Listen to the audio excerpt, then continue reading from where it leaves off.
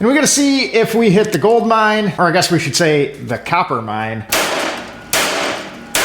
And hopefully the gas is off. Welcome back to the Lost Cause Ranch. A little over a month ago, we purchased what was once a functioning car wash, but unfortunately now is a bit of a derelict car wash. And today we are starting to car wash the car wash so we can make it into our little Rover playground. And you may remember those 6 massive water heaters that are obviously not needed. So I think that is where we'll start. So the first thing we need to do to get the office in shape is tackle this mess going on right here. Back in 1995, when this car wash was built, I imagine this wall of water heaters was quite the impressive bit of kit. But 30 years later in 2025, and with this building no longer being a functioning car wash, this disaster is just kind of taking up valuable real estate. I mean, each of these heaters is nearly 1 Joe size. And with everything cut off, rusty, and just laying, dangling around, I think it'll be best if we just kind of knock everything out so we can kind of start with more of a clean slate. I mean, the little Rover bunker office needs that room. And I think there's no better place to start than this kind of bundle of snakes going on right here. This would have been what ran everything to the pressure washers throughout the car wash. So I think these gone, the PVC flushed out, would be much nicer. I thought that would have been longer.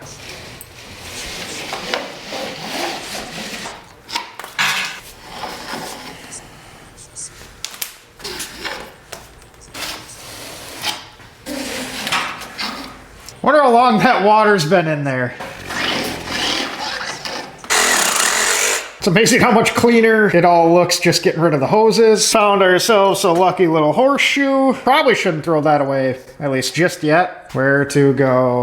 We'll go on top of the change machine for the moment. And we also have this guy. You know, it kind of pains me to tear things out like this. Can't even imagine what something like this cost new when they installed this. But unfortunately, it's just kind of old junk. So I think our plan of attack is to start getting this lower piping out of the way. So we're just gonna kind of start snipping the electrical and doing a little chopping. Some of this we'll be able to bust loose with the wrench, but some of it's just gonna get cut up and we'll divide it out between the stuff that we're keeping and the different metals for the scrapyard. I'm gonna keep a lot of these valves, at least the ones that aren't all corroded, because that sure beats having to buy them again. Well, that actually was a lot easier than I thought it'd be. We just gotta go the right way. Works better. That's gross.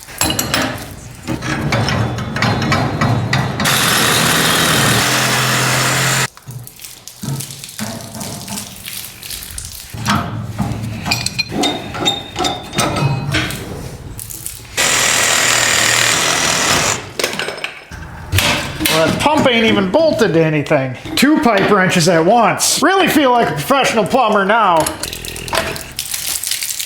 We're starting to collect a little bit of a pile now. And this thing here, probably gonna be the easiest thing to remove all day because it wasn't even hooked up. Not a single clue what that is. She's a cutie. I honestly don't know what a hydraulic pump module does, but I'm willing to bet that was also mighty expensive whenever they installed it. Mitchell, South Dakota, home of the Corn Palace. I'm just happy everything's coming apart.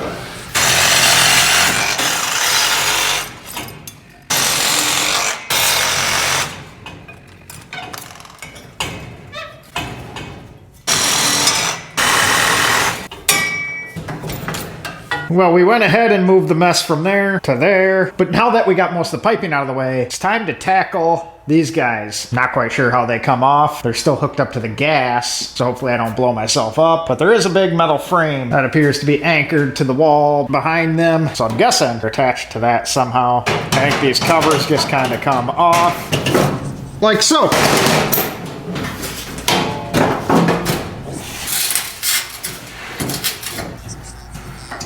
1 screw out of 6. This looks like convenient placement of the wall. It's kind of ignorant. Right back there where it's very dark, it looks like we just have some pegs that the whole unit drops onto. I think we just need to undo the union for the gas line. And we're free. And it doesn't smell too much like gas. Yep, that worked. All right, so that took longer than I care to admit to figure that out. I turned the camera off.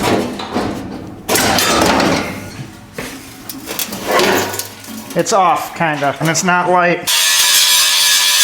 Fortunately and unfortunately, this whole piece appears to be copper, which is good on scrap value, but I don't know if it's worth my time to cut it all apart to separate it out. That's the unfortunate part. But the mount is actually pretty easy now that I see what's going on. We just got 3 pegs, so we just need to undo the gas line at the bottom of each of these and just pop them off. Per the norm, I made the first one more difficult than it needed to be. That's a little concerning. There's really nothing holding this massive gas pipe up besides the heaters themselves, so zip ties fix everything. Guaranteed as safe as can be. All right, we're getting it figured out. So the duct work, if we get that out of the way first, much easier to lift these guys up and get them out of the way.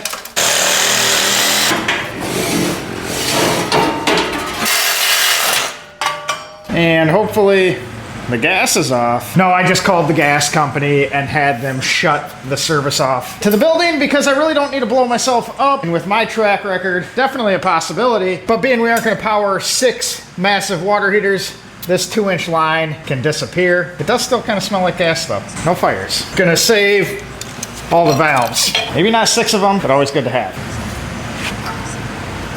Get our temporary hangers back out of the way. I mean, I guess it looks heavy. Man, that is looking awfully clean. Minus this one pesky heater that has a wall built around it. It does still kind of smell like gas though. No fires.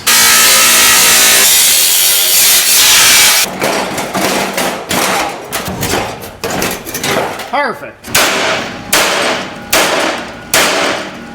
That one's just not cooperating. I'm gonna leave that for a minute. I think we're making too much noise for the little guy over there. You can come out now, no more hammering. But now it's time to get rid of these. Now originally I was gonna try and disassemble this little heat exchanger because that is copper, but I'm kind of crunched for time. And for once in my life, my time's actually a little more valuable than the amount we'll get from separating this part out. So I'm just gonna go for the low hanging fruit and chop this clean copper off.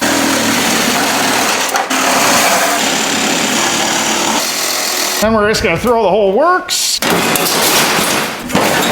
on the trailer so we can go turn these into some soup cans. Check. Now we just gotta break this stuff down. There's a significant price difference between clean copper, dirty copper, brass, and steel. And for that we snagged. I think snagged is right. Our little portaband from the other shop. It's on the swag off-road table. And we're just going to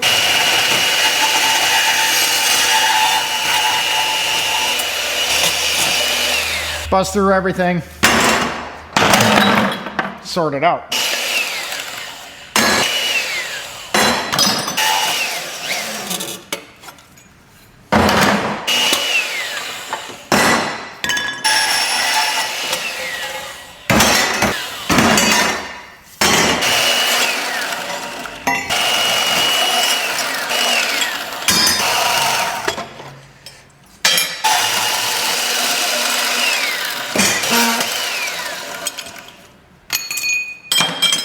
We got the junk that's just gonna go with the rest of the junk. And then our dirty brass, I mean, there's some clean brass in here, so we'll kind of separate that out at the scrapyard. And then our dirty or like number 2 copper and our clean copper. So what we went ahead and did there is cut off essentially any of the solder joints and separated them out. This stuff is worth considerably more, probably somewhere in the neighborhood of 3 something a pound. Don't know on this, but it's probably $1 less. So we will run and dump this all off, and we'll get to see how much we bought down the purchase price of the building.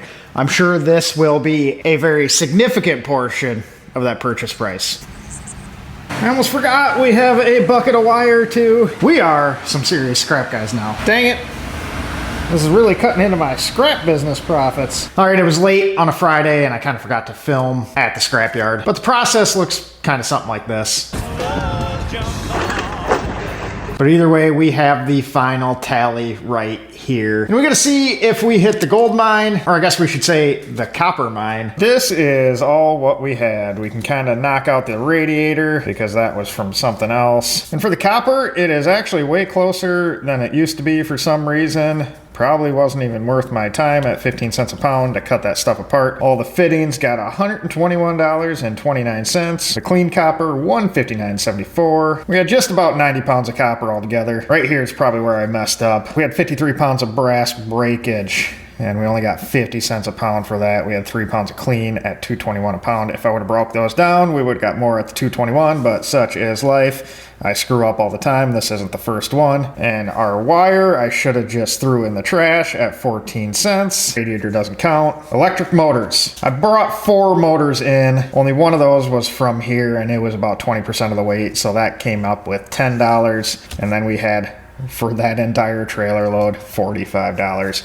Which totaled us out to a check for $415.63. If we take off $40 for the motors, $6 for that radiator, we're at about $370, which unfortunately isn't enough to pay the building off. In fact, it is just a percentage of a percent. So I'm afraid we're not retiring early. But no, $370 instead of throwing something in the trash is always welcome. Man, I would say that looks significantly better than it did before. Much, much cleaner. Like I said, I have some plans for this rack. We got some things to hang, but we do have something to address over here. Now that we have the heater out of the way, we got a little bit of a gap in this vicinity. And with the tubes for the in-floor heat kind of sticking out past the wall, I think what we're gonna do is angle a piece of board in there and give it some, I guess an interior designer would say, dimension, a little bit of pizzazz.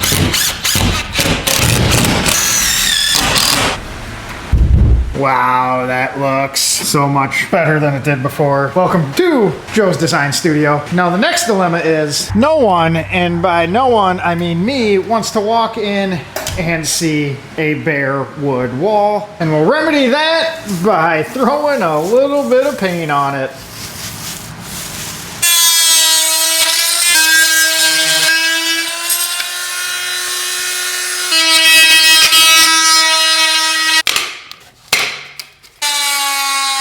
All right, some of you watching may be better versed at this type of work than myself. Let me know if you have any suggestions what to do with these guys now that they're cut down. Ultimately, I'll take an angle grinder and flush off these steel pipes as well. And then we got those. I'm not necessarily opposed to, at some point in the future, sectioning some of the concrete out and pouring new stuff in.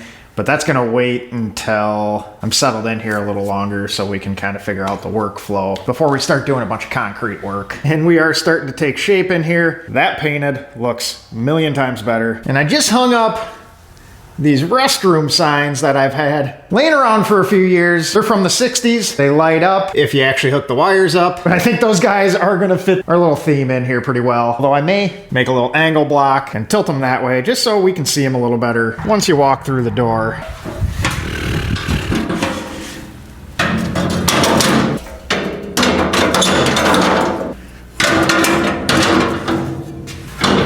It's the Rover bunker, so we need some bunkerish type of things. And since it's the Rover bunker, we obviously need some Rover stuff. We're gonna do some more permanent brackets once we sort everything out, but that metal bracket there is gonna be what I'll call our little Land Rover wall of shame. I guess I should take that back, because there is no shame in Land Rovers. That'll be our Land Rover wall of greatness and showing off all our broken and extra parts and feats of Land Rover engineering. In addition to this, we also, you guessed it, hit up another auction and scored what are some holy rollers. Yes, we went to an auction at a convent of some Catholic nuns and scored these really cool 60s, 70s steel case office chairs. I was originally after this one because I thought that fit the theme, but the G4 may have changed my mind. But I'm gonna leave this up to you guys. I really do like green.